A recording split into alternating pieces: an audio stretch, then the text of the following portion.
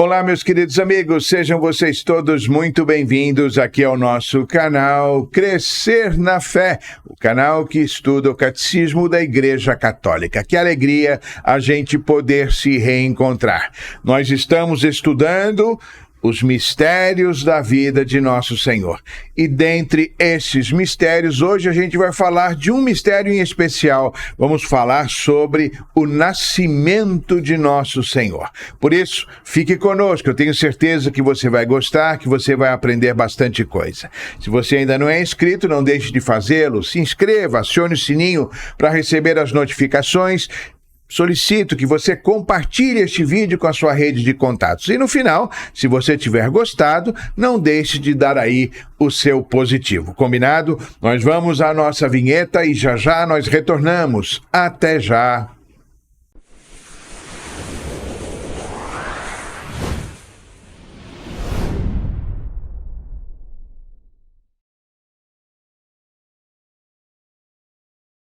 Muito bem, meus caros, estamos de volta e nós queremos então fazer a nossa oração pedindo a luz e a graça do Espírito Santo e eu convido você a fazê-lo junto comigo. Em nome do Pai, do Filho e do Espírito Santo.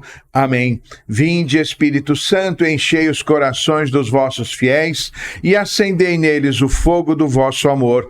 Enviai o vosso Espírito e tudo será criado e renovareis a face da terra. Oremos. Deus que instruístes os corações dos vossos fiéis com a luz do Espírito Santo, fazei que apreciemos retamente todas as coisas segundo o mesmo Espírito e gozemos sempre da sua consolação por Cristo Senhor nosso. Amém. E pedimos também à Mãe de Deus que nos abençoe e que interceda por todos nós.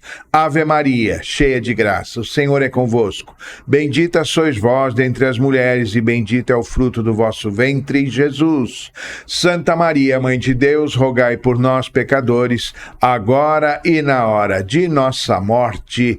Amém. Santa Maria, Mãe de Deus, rogai por nós, em nome do Pai, do Filho e do Espírito Santo. Amém. Muito bem, queridos amigos, nesta série de aulas, então, como nós falamos, nós estamos tratando dos mistérios da vida de Cristo. E a gente, então, hoje vai falar sobre o mistério do Natal, o mistério do nascimento de nosso Senhor Jesus Cristo, a partir do parágrafo 525 do Catecismo. E eu convido você a tomar o Catecismo para acompanhar comigo. A gente já conversou que o mistério do Natal está inserido num outro mistério maior, que é o mistério da encarnação. Sim, o Verbo de Deus se fez carne e habitou entre nós. É o Cristo, o Messias, o Salvador, que deixou o seio da Trindade naquilo que nós chamamos de kenosis, ou esvaziamento total, para assumir a nossa pobreza, a nossa humanidade tão pecadora. Deus veio ao nosso encontro para nos salvar. Alguns aspectos importantes deste tema nós já tratamos em aula anterior, quando a gente refletiu o Catecismo do parágrafo 422 ao 429, quando a gente conversou que na plenitude dos tempos Deus mandou o seu Filho Jesus. E eu vou colocar aqui em cima o card, o link para você acionar este vídeo, caso ainda não o tenha assistido. O parágrafo 525, então, vem nos explicar que Jesus nasceu na humildade de um estábulo e que foi nessa pobreza que se manifestou a glória do céu. De fato, minha gente, a igreja não se cansa de cantar a glória daquela noite. Os evangelistas Mateus e Lucas contam para nós como é que foi que Jesus nasceu. São Lucas o fez com uma maior riqueza de detalhes, provavelmente registrando informações que ele tenha obtido com a própria Virgem Maria, naquelas pesquisas que ele disse ter feito. Na carta aos Gálatas, por sua vez, São Paulo disse que quando chegou a plenitude dos tempos, enviou Deus o seu Filho nascido de mulher, nascido sob a lei. Lá em Gálatas 4, versículo também 4.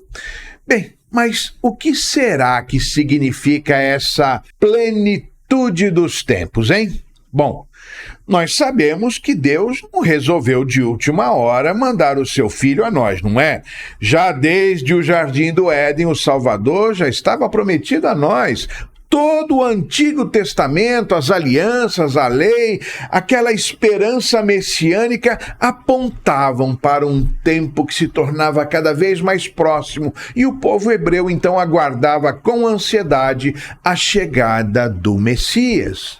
Foi um tempo que foi amadurecendo na vida do povo de Deus.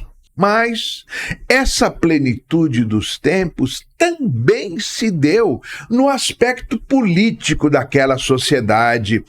Aquela região, vocês sabem, era domínio do Império Romano. E em cada um dos territórios daquela região havia um preposto ou um chefe, né? Um representante do imperador romano. Na Judéia, por exemplo, nós tínhamos o rei Herodes I, também conhecido como Herodes o Grande. E em Roma, o imperador era César Augusto. Mas o que é que houve de interessante no aspecto político e que contribuiu para esta chamada plenitude dos tempos, hein? Foi o advento daquilo que ficou conhecido como Pax Romana. Pax Romana, que foi um longo período de paz e prosperidade, um período imposto pelo imperador romano César Augusto. Foi uma forma dele garantir, ao mesmo tempo, a tranquilidade, a prosperidade, a produtividade da economia romana e, claro, tudo para obter mais impostos das regiões dominadas e não ter dor de cabeça com rebeliões, revoltas, não é? E coisas do tipo. Assim, meus caros, o Império Romano procurava manter a população satisfeita com grandes obras que impulsionavam o desenvolvimento local, com estradas, aquedutos e outras construções importantes. Ao enviar estrategicamente os seus soldados para espalhar a cultura romana naquela região e evitar possíveis rebeliões, além de levar desenvolvimento, Roma conseguiu garantir o seu maior período de prosperidade. Mas eu quero destacar que a Pax Romana garantia a paz desde que fosse útil aos interesses romanos, porque caso surgisse alguma oposição, a repressão acontecia de pronto, principalmente pelo uso da violência. Pois bem, foi nesse tempo em que Jesus nasceu. Mas será possível dizer qual foi o ano em que Jesus nasceu? O que você acha? No ano 0? Não. Não dá para fazer esta afirmação com exatidão, mas dá para chegar bem perto porque os evangelistas narraram personagens da época e que nos permite então fazer esta conta. Por exemplo, é sabido que Herodes o Grande, que conversou com os reis magos que foram visitar Jesus, morreu no ano 4 a.C. Pois bem, portanto, Jesus nasceu em data anterior ao ano 4 a.C. Biblistas e estudiosos afirmam que Jesus teria nascido 6 ou 7 anos antes da era cristã e que foi crucificado pelo ano 30 desta nossa era atual. Bem, e aqui eu faço então uma pergunta. Se Maria e José moravam em Nazaré, por que é que eles foram para Belém na época de Jesus nascer, hein?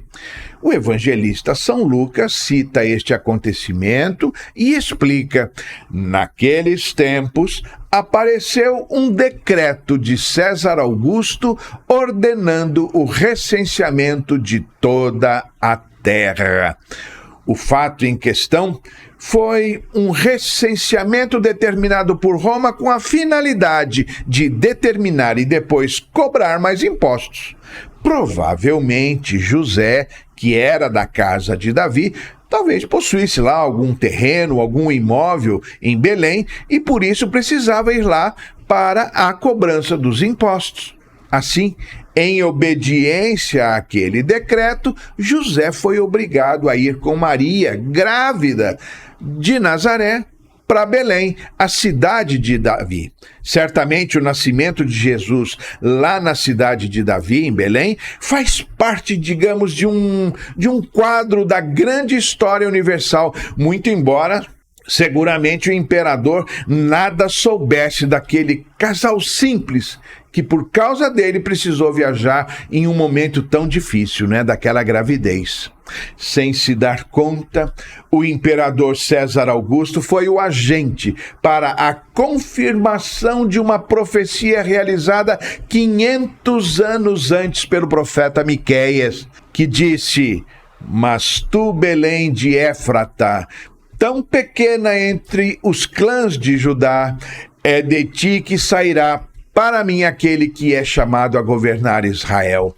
Suas origens remontam aos tempos antigos, aos dias do longínquo passado.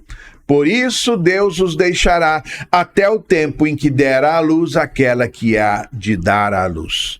Então, o resto de seus irmãos voltará para junto dos filhos de Israel. Ele se levantará para os apacentar com o poder do Senhor, com a majestade do nome do Senhor, seu Deus. Os seus viverão em segurança, porque ele será exaltado até os confins da terra." Bonito, não é?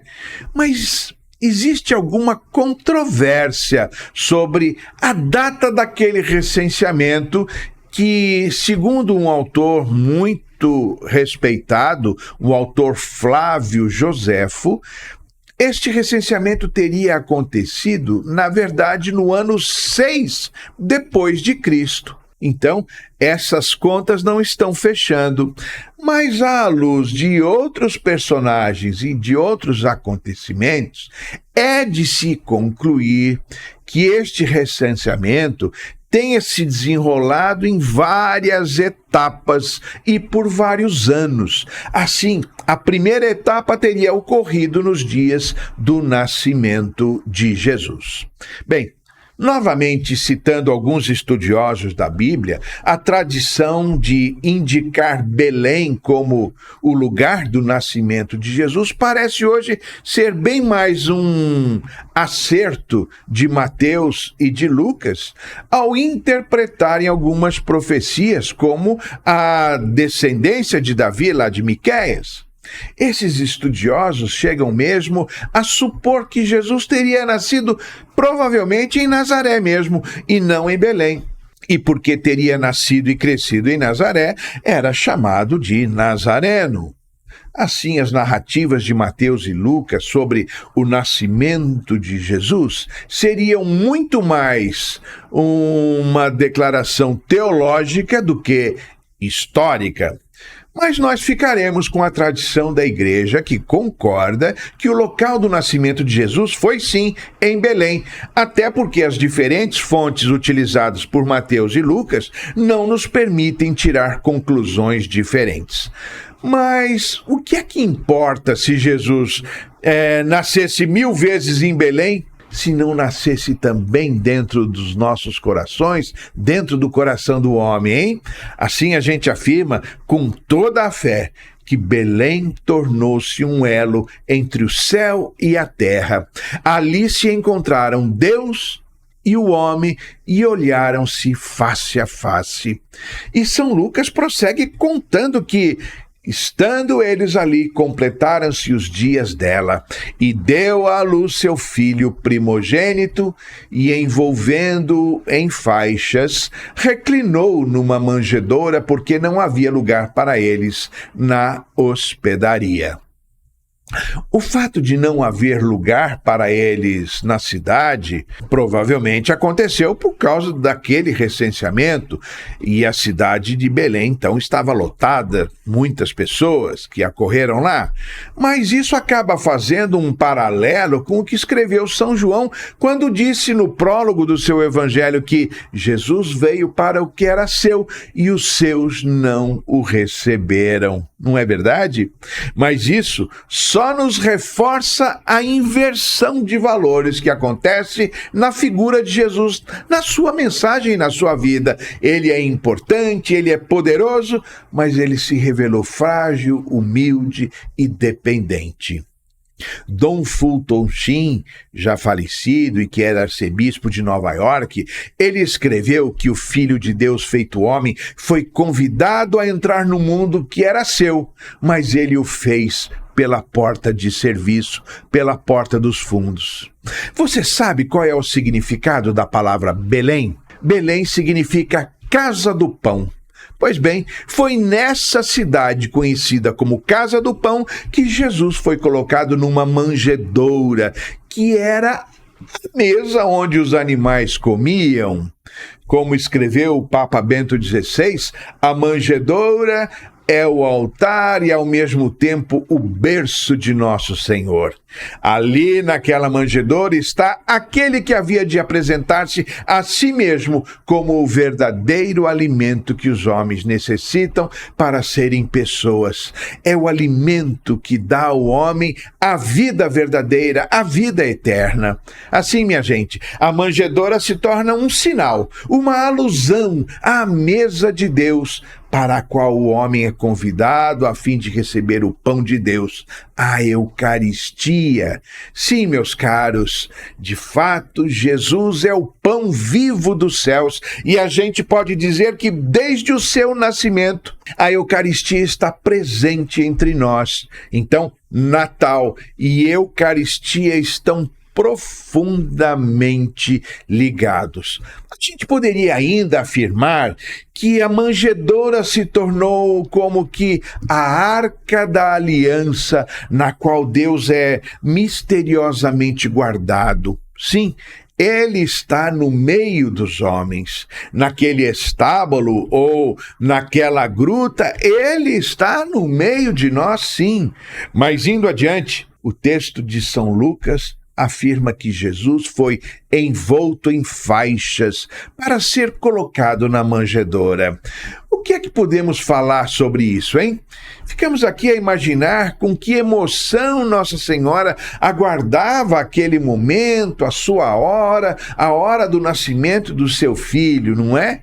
Segundo a tradição da igreja lá do Oriente, o fato do menino ter sido envolvido com faixas, como narrou São Lucas, tem uma interpretação teológica. Segundo esses relatos, trata-se de uma alusão antecipada da hora da morte de Jesus, em que, da mesma forma, ele fora envolto em faixas para ser depositado no túmulo. Assim, nós podemos dizer que Jesus é, desde o princípio, o imolado, aquele que se esvaziou e se entregou totalmente por todos nós e por cada um de nós. Então, novamente citando Dom Fulton Sheen, a manjedoura e a cruz erguem-se nos extremos da vida de Jesus. A manjedoura e a cruz são os extremos da vida de nosso Senhor. O Filho de Deus aceitou a manjedoura porque não havia lugar na hospedaria. Aceitou também a cruz porque os homens disseram: não queremos esse homem para nosso rei. Ele foi repudiado na entrada, ele foi rejeitado na saída, foi reclinado num estábulo emprestado no princípio e num sepulcro emprestado no fim. Um boi e um jumento o rodearam, não é? Lá no presépio de Belém, e 2 ladrões haviam de o ladear na cruz lá no Calvário. E o versículo ainda faz referência a primogênito. O que é que esta palavra significa? Primogênito significa que a criança é o primeiro filho do casal. Vejam que o texto não diz que Jesus era o unigênito, mas primogênito. Unigênito significa filho único. Como isso se explica se Maria não teve mais filhos, hein?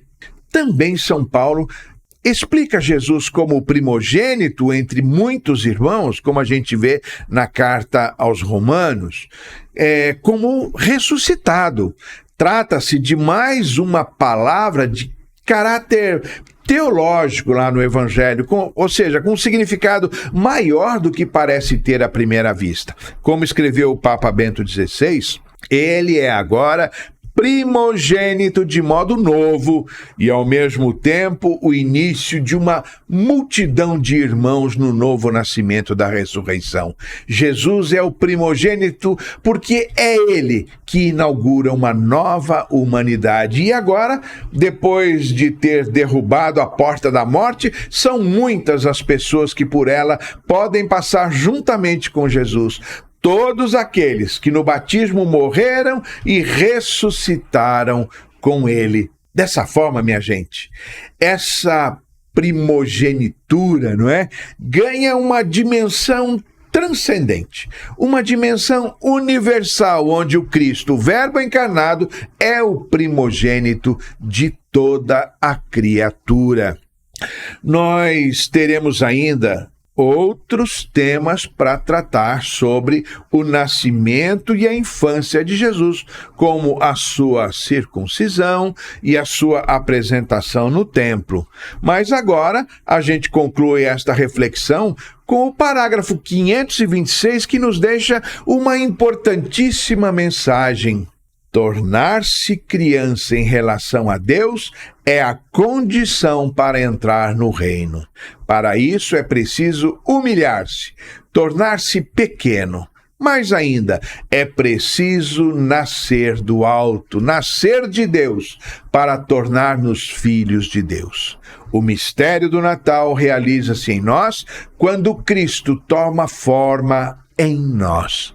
O Natal é o mistério deste admirável intercâmbio. Portanto, minha gente, acolhamos o menino Deus em nossos corações e que ele seja cada vez mais tudo em nós. Recebam todos vocês o meu carinhoso abraço e até a nossa próxima aula, se Deus quiser. Estivemos reunidos em nome do Pai, do Filho e do Espírito Santo.